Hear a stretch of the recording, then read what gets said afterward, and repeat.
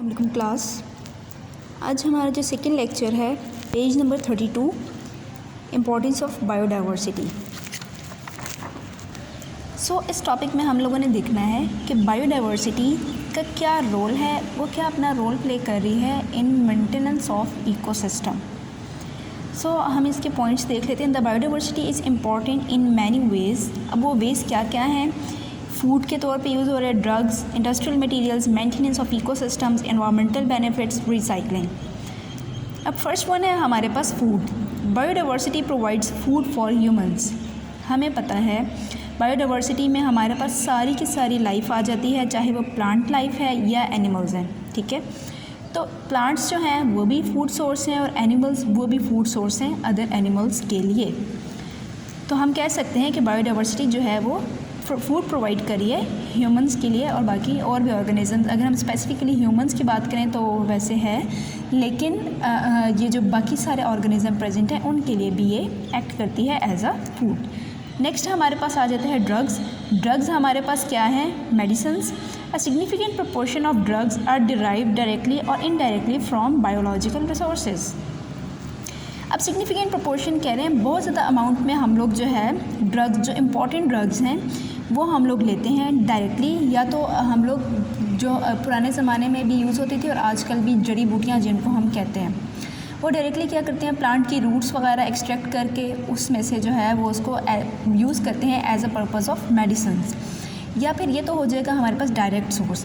लेकिन indirect source हमारे पास क्या होगा, जिसमें हमारे पास मतलब डायरेक्टली हम जड़ी बूटी या प्लांट की रूट वगैरह यूज़ नहीं करेंगे, उसको हम किसी और चीज़ के साथ कंबाइन करके तो फिर हम उसको जो है यूज़ करते हैं केमिकल प्रोसेसेस वगैरह करके। जिस तरह अब हम मेडिसिन्स लेते हैं वो भी किसी चीज़ से डिराइव्ड होती हैं, ऐसे ही नहीं बन जाती। ठीक है, तो डायरेक्ट सोर्स भी हो सकता है या इनडायरेक्ट सोर्स भी हो सकता है हमारे पास ड्रग्स का। थर्ड वन आ जाता है हमारे पास industrial materials. A wide range of industrial materials, for example building materials, fibres, dyes, resins, gums, adhesives, rubber and oil are derived directly from plants. अब ये जो जितने भी उन्होंने इंडस्ट्रियल मटेरियल्स हमें बताएं, जिसमें हमारे पास बिल्डिंग मटेरियल्स आ जाते हैं। बिल्डिंग मटेरियल में हम लोग वुड यूज़ करते हैं। ठीक है, और भी बहुत सारी चीज़ें हैं, जिस तरह अब फाइबर्स हैं, डाइज़ हैं, हमारे पास कलर्स, रेजिन्स हैं, ये भी प्लांट से हम लोग लेते हैं। वो जो जिस तरह होता है हमारे पास ट्री का दरख्त, उसके अंदर से हम लोग उनको रेजिन्स, और भी बहुत सारे हमारे पास प्लांट्स होते हैं जिनसे हम रेजिन्स ले सकते हैं। इसके अलावा गम्स हैं और एडहेसिव्स आ जाते हैं। एडहेसिव कहते हैं चिपकने वाला जो मटेरियल होता है उसको कहते हैं एडहेसिव्स।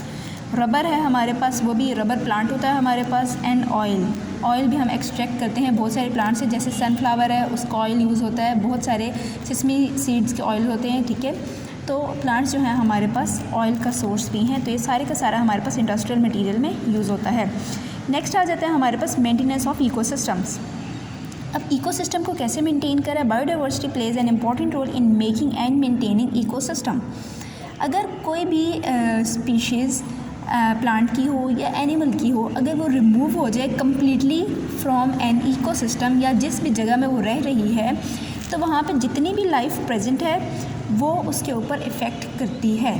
ठीक है, तो जितने भी प्लांट्स प्रेजेंट हैं या एनिमल्स हैं, तो सब की जो प्रेजेंस है वो ज़रूरी है, क्योंकि वो एक दूसरे के ऊपर डिपेंड कर रहे हैं, चाहे वो फूड के लिए हो, शेल्टर के लिए हो या किसी भी चीज़ के लिए हो सकता है। ठीक है, तो हम कह सकते हैं कि जो हमारे पास बायोडाइवर्सिटी है वो इकोसिस्टम को मेंटेन कर रही है, उसके अंदर एक बैलेंस जो है वो रखती है। उसके बाद आ जाता है हमारे पास एनवायरमेंटल बेनिफिट्स। एनवायरमेंटल बेनिफिट्स में हमारे पास क्या है? It helps in regulating the chemistry of our atmosphere and water supply. अब हमारे पास जो बायोडाइवर्सिटी है, चाहे लाइफ प्लांट्स की हो या एनिमल्स की हो, तो उसमें हम वो क्या कह रहे हैं, केमिस्ट्री जो है एटमॉस्फेयर की हमारी, जिस तरह वाटर साइकिल है, नाइट्रोजन साइकिल है, और भी जितने भी साइकिल्स हैं हमारे एटमॉस्फेयर में, उन सब की रेगुलेशन में, उन सब के बैलेंस में इसका मेन रोल है बायोडाइवर्सिटी का। उसके अलावा हमारे पास आ जाती है रिसाइकलिंग।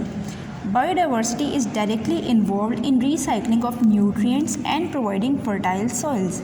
रिसाइकलिंग कहते हैं कि जो पहले से हमारे पास चीज़ प्रेजेंट है उसको यूज़ करके उसकी मज़ीद प्रोसेसिंग करके कोई नई चीज़ बना देना, उसको हम कह देते हैं रिसाइकलिंग।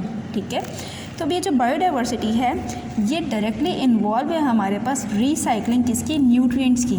अब न्यूट्रिएंट्स कैसे रिसाइकलिंग करेगा, जब भी हमारे पास कोई प्लांट या एनिमल का डीके होता है, मतलब उसकी डेथ हो जाती है, तो वो हमारे पास कहाँ जाता है, जाहिर सी बात है ज़मीन के अंदर, ठीक है। तो जब कुछ अरसे बाद डीकम्पोजर्स उसके ऊपर एक्ट करते हैं तो वो उसको बिल्कुल छोटे छोटे पार्टिकल्स में कन्वर्ट कर देती है और वो पार्टिकल्स हमारे पास सॉइल में शामिल हो जाते हैं।